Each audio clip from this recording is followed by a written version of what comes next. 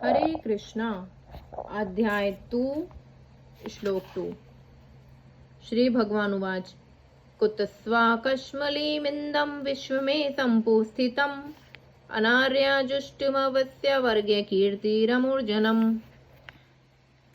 श्री भगवान ने कहा, हे अर्जुन, तुम्हारे मन में यह कलमश कैसे आया?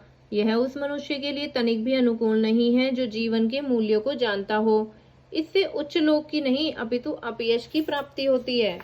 तात्पर्य है, श्री कृष्ण तथा भगवान अभिन्न है, इसीलिए श्री कृष्ण को संपूर्ण गीता में भगवान ही कहा गया है।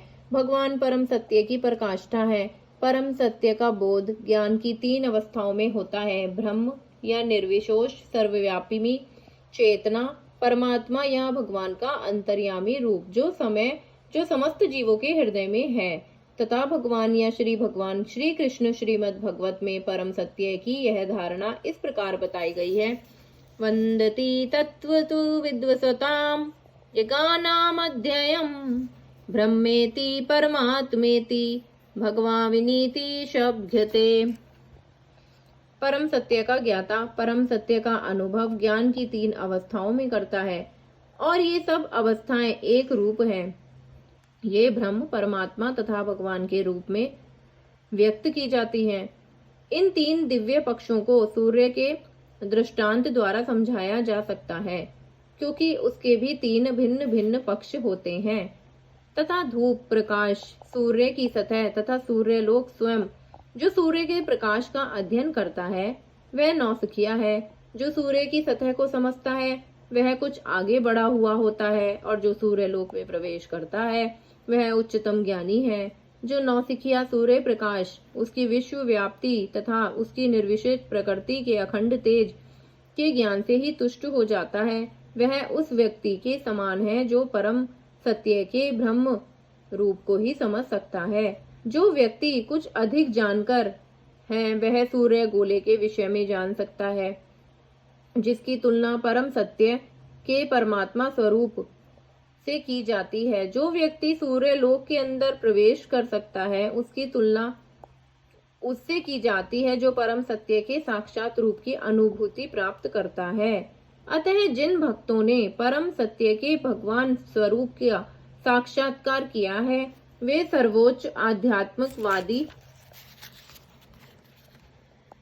है। यद्यपि परम सत्य के अध्ययन में रत सारे विद्यार्थी एक ही विषय के अध्ययन में लगे हुए हैं।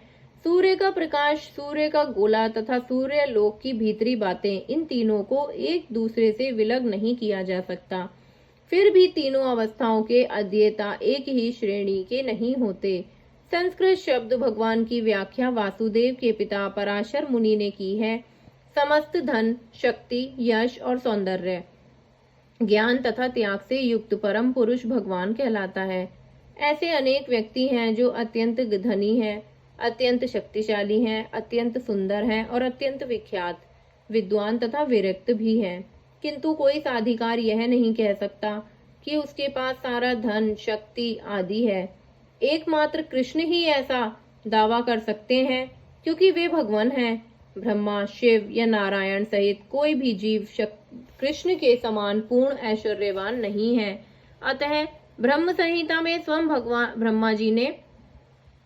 ब्रह्मा जी का निर्वाण है। श्री कृष्ण स्वयं भगवान है, ना तो कोई उनके तुल्य है ना उनसे बढ़कर है।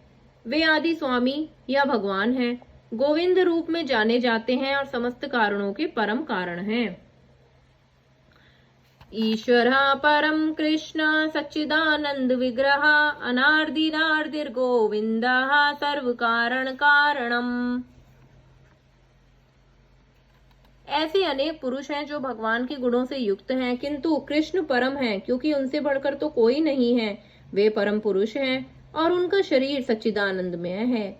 वे आदि भगवान गोविंद हैं और समस्त कारणों के कारण हैं। ब्रह्म संहिता भागवत में भी भगवान के नाना अवतारों की सूची है, किंतु कृष्ण को आदि भगवान बताया गया है, जिनसे अनेकानेक अवतार तथा ईश्वर विस्तार करते हैं। एते चाशम कलह पुसम कृष्णस्तु भगवान स्वयं इंद्रारिविकुलम लोकम मुंडयन्ति युगे युगे। यहाँ पर वर्णित सारे अवतारों की सूचियां या तो भगवान की अशंकलाओं तथा पूर्ण कलाओं की हैं, किंतु कृष्ण तो स्वयं भगवान है। अतः कृष्ण आदि भगवान परम सत्य परमात्मा तथा निर्विशेष ब्रह्म दोनों हैं। भगवान की उपस्थिति में अर्जुन द्वारा स्वजनों के लिए शोक करना सर्वथा अशोभनीय है। अतः कृष्ण ने कुतः शब्द से अपना आश्चर्य व्यक्त किया। आर्य जैसी सभ्य जाति के किसी व्यक्ति से ऐसी मलिनता की उम्मीद नहीं की जाती।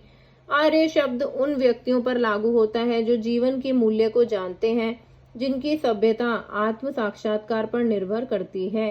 देहात्म बुद्धि से प्रेरित मनुष्यों को यह ज्ञान नहीं रहता कि जीवन का उद्देश्य परम सत्य विष्णु या भगवान का साक्षात्कार है। वे तो भौतिक जगत के ब्रह्म स्वरूप से मोहित हो जाते हैं। अतः वे यह नहीं समझ पाते कि मुक्ति क्या है। जिन पुरुषों को भौतिक बंधन से मुक्ति का कोई ज्ञान नहीं होता, वे अनार्य कहलाते हैं। यद्यपि अर्जुन क्षत्रिय था, किंतु युद्ध से विचलित होकर वह अपने कर्तव्य से च्युत हो रहा था। उसकी यह कायरता अनार्य के लिए ही शोभा देने वाली हो सकती है। कर्तव्य पथ से इस प्रकार का विचलन ना तो आध्यात्मिक जीवन में प्रगति करने में सहायक बनता है, ना ही इससे इस संसार में ख्याति प्राप्त हो सकती है। भगवान कृष्ण ने अर्जुन द्वारा अपने स्वजनों पर इस प्रकार की करुणा का अनुमोदन नहीं किया। राधे कृष्णा।